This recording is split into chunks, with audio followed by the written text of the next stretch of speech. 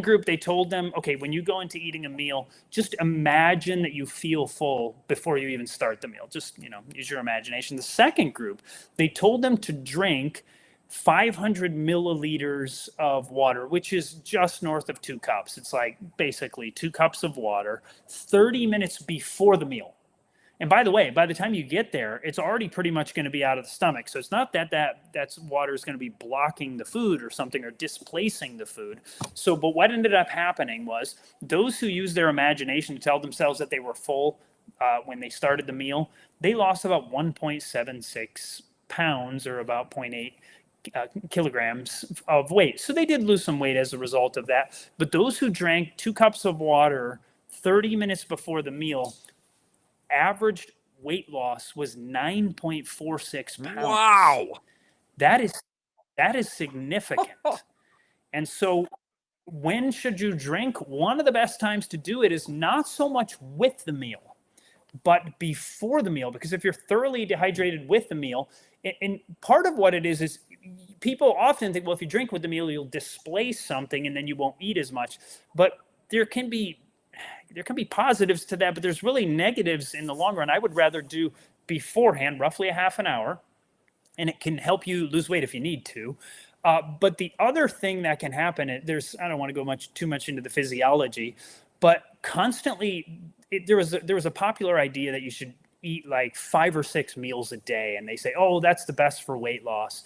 And people couldn't really point to a study to back that up. It was just like the bro science in the gym, like somebody tells you that in the gym, but you got to put it to the test. You need to do a study to find out, is it true or is it not true? And they have found that it's simply not true, that less meals per day is equated with lower weight. I mean, for every lower meal, you can look at a chart where they give 1 meal a day, 2 meals a day, 3 meals a day, 4 meals a day, or 3, 4, 5, 6. And you see a stepwise progression. The more meals a day, the more people, the more weight they have, and so, or the more weight they gain.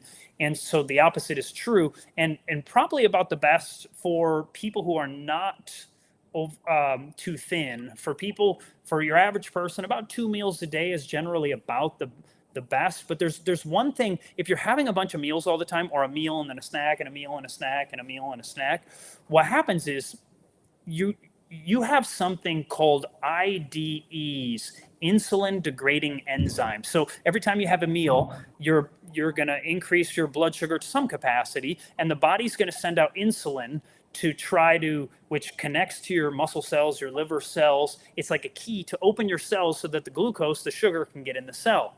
But if you have too high insulin, the body has to clean up that insulin, and so it sends something out called insulin degrading enzymes.